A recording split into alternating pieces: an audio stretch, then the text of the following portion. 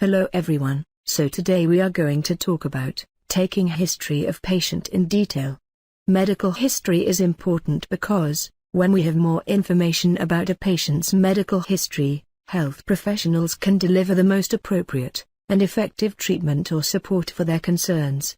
It can also help diagnose possible illnesses, understand hereditary and likely diseases in your family, as well as allergies, your past and current medication, and vaccination records.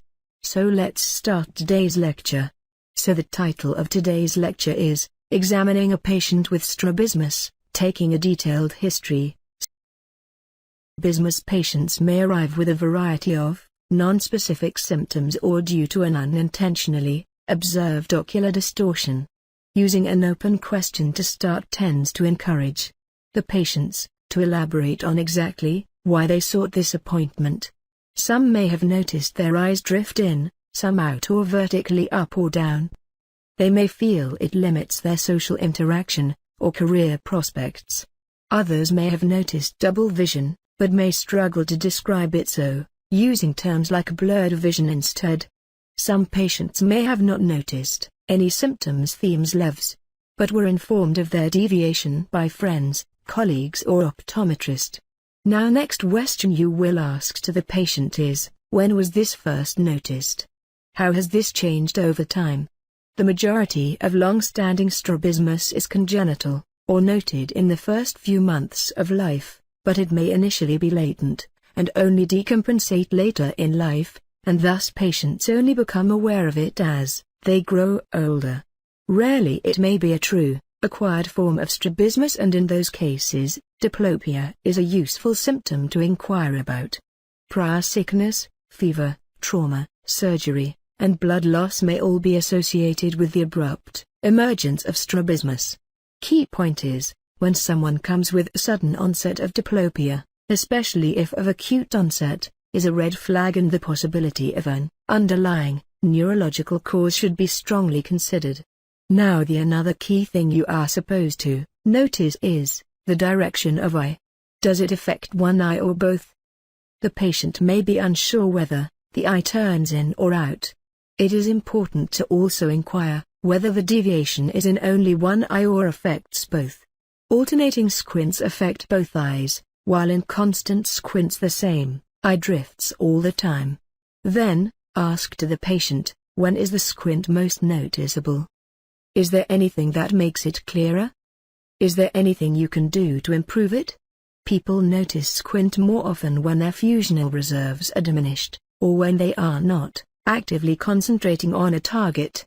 This includes following illness, during daydreaming, when tired, after drinking alcohol, etc.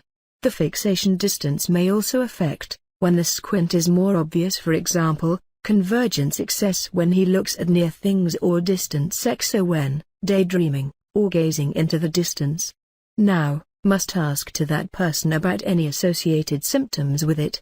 Especially about diplopia, some patients may describe it as blurred or ghosted vision, rather than double vision. Almost all acquired strabismus is associated with diplopia. Children and patients with long-standing strabismus develop suppression and thus don't experience diplopia. Other associated symptoms include asthenopia or eye strain, headaches. They may also be aware of an abnormal head posture. Also ask specifically about the use of glasses or contact lenses.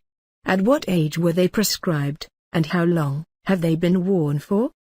Does their use make the strabismus better? Are they using any prisms in their glasses? Or have any history of occlusion of either eye, any previous trauma to the eye? Any refractive or strabismus surgery? The history or previous strabismus surgery is very important, as that helps decide if the squint is consecutive, opposite to the initial deviation, or residual, in their same direction. It is also helpful to know which eye was operated on, and if possible the muscles as well, though that information may not be readily available. In medical history, disorders such as hypertension, diabetes, previous cerebrovascular accidents as well as all vascular risk factors are important to inquire about.